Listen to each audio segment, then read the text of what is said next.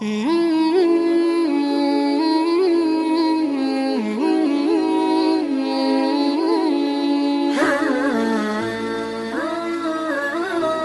و آسمان نے ایسی عورتیں اور ایسی مائیں اور بہنوں کو بھی دیکھا ہے کہ پوری دنیا میں دن اور رات میں اپنی تمام زندگی میں صرف عبادت کے مشغلے کے علاوہ کوئی اور دوسرا کام نہ رہا. وہ رابعہ بصریہ جو بصرہ کی خاتون تھی، کہتی ہے رابعہ بصریہ میں چھوٹی تھی، بصرہ کے اندر قحط آ گیا. قحط سالی کی وجہ سے لوگ مرنے لگے. اسی درمیان میں میرے ماں باپ بھی مر گئے. تو ہم 4 لڑکیاں 4 بیٹیاں تھیں ہم، تو اسی لیے مجھے رابعہ کر کے پکارتے تھے. میں چوتھی تھی. قحط سالی کی وجہ سے پہلی دوسری تیسری ہم الگ الگ ہو گئے، میں الگ ہو گئی. اب میں بے سہارا یتیم، کوئی میرا پرسان حال نہ تھا. کسی نے مجھے پکڑ لیا اور بصرے کے بازار میں لے جا کے فروخت کر دیا. تو جو میرا مالک تھا مجھ سے بہت کام کراتا تھا، میرے اوپر کچھ نہ رحم کرتا. بہت کام کرتی تھی. بچپن میں بہت تکلیفیں سہی، بہت برداشت کی. کہ رابعہ کہتی ہے، رابعہ عورت کے اندر جو خصوصی صفات تھے اس میں سے ایک چیز بھی رابعہ کے پاس نہیں تھے. رابعہ بصریہ کے پاس خوبصورت کے اعتبار سے دیکھے تو کالے تھے، بالکل کالے. اور خاندان کے اعتبار سے اگر دیکھے تو یتیم، کوئی نہ رہا. اب زندگی کے اعتبار سے دیکھے تو غلام، باندی. لیکن اپنے دل کو اللہ سے جوڑ لیا. جب اللہ سے جڑ گیا، سب کو چھوڑ دیا، اللہ کی طرف رجوع کیا، تو وہی ہاں جب رابعہ کی شادی ہوئی تو بانجھ نکلی.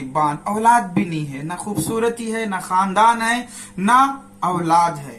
کوئی خوبی دنیا کے اعتبار سے رابعہ کے پاس نہیں تھے.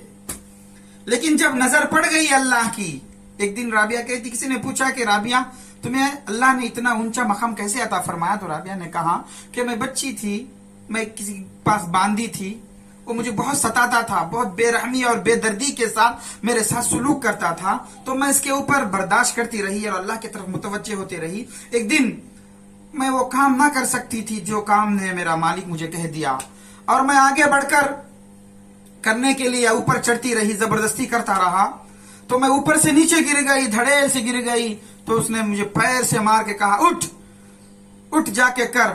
تو میرے دل پہ بہت صدمہ گزرا. تو میں ہاتھ زمین پہ ٹیکی اور ٹیک کے دل میں سوچی کہ یا اللہ، تو کس کے حوالے کر کے رکھا ہے مجھے؟ کیا تو مجھے اسی کے لیے پیدا کیا؟ تو غیب سے آواز آئی، اے رابعہ، ہمیں تجھے اپنی عبادت کے لیے پیدا کیے ہیں، انتظار کرو، وہ گھڑی آئیں گے. اللہ اکبر. رابعہ کہتی ہے کہ جب یہ بات میرے کانوں میں ٹکرائی، بات پڑی، وہاں سے میں عبادت شروع کر دی. پورے دن بھر روزہ رکھتی، اور رات ہوتی تو سیدھا جا کے نفل میں کھڑے ہو جاتی.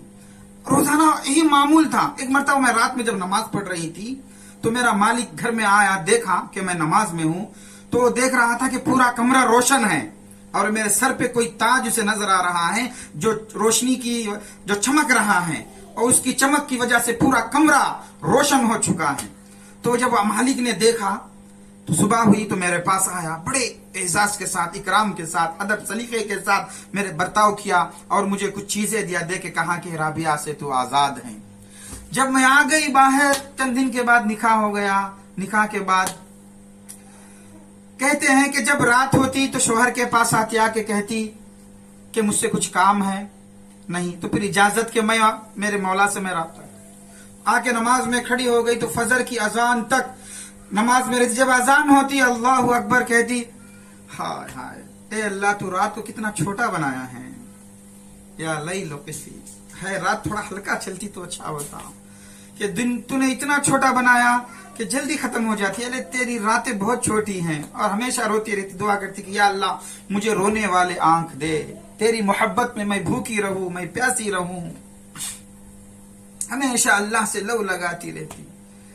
اے رابعہ بصریہ جب عورت ہے، غلام ہے، بانجھ ہے، یہاں تک کہ جب جوانی میں بیوہ ہو گئی، شوہر انتقال ہو گئے، تو حسن بصری جو اپنے زمانے کے امام تھے، محدث تھے، چشتیہ کا سلسلہ حسن بصری سے چلتا ہے، تو اتنے بڑے عالم دین آگے بڑھے आगे आके कहा कि राबिया, मैं तुझसे निकाह करना चाहता हूं, मैं तुझसे निकाह करना चाहता हूं। तो हजरत राबिया बसरिया ने कहा, सर उठा के कहा कि ए हसन बसरी, मैं तुझसे 4 सवाल करूंगी, अगर उसका तू जवाब दे दे तो मैं तेरे लिए निकाह करने के लिए तैयार हूं।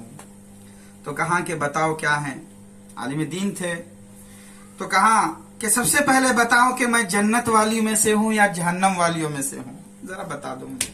तो कहा कि ला अदरी, मैं तो नहीं जानता हूं।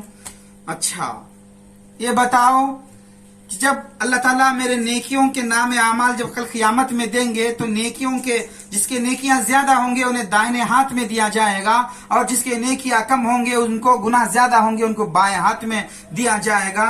ए हसन बसरी जरा बताओ, मेरे आमाल नामा दाहिने हाथ में दिए जाएंगे या बाएं हाथ में दिए जाएंगे। तो कहा कि ला अदरी। ए हसन बसरी, जब मेरे नाम आमाल तोले जाते हो, बताओ मेरे नेकियां ज्यादा होंगे या गुनाह ज्यादा होंगे। कहा कि ला अदरी, मैं नहीं जानता।